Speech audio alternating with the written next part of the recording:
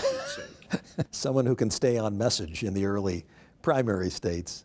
I thought, Bob, mistakenly, that you could transition from a problem-solving governor who could put things on the table, build a coalition, and get to the finish line. So what you do as a governor, and it's a great thing when it happens.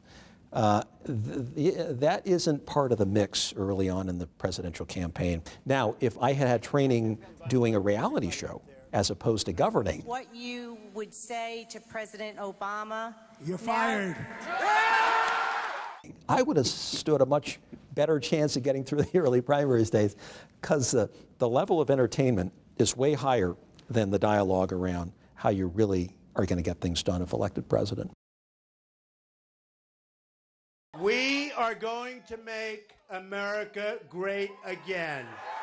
Well, I think he's about the most interesting candidate we've seen in politics in a very, very long time.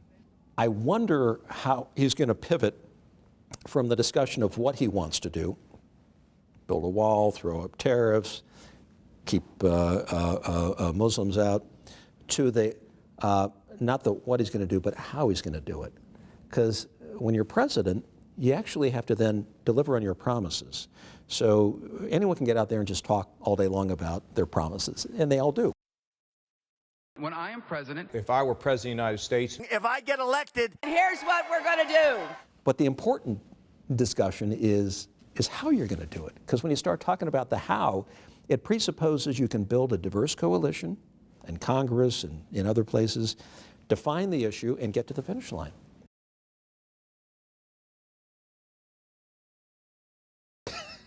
why not? Well, I think that the Electoral College would probably regurgitate at the lack of diversity.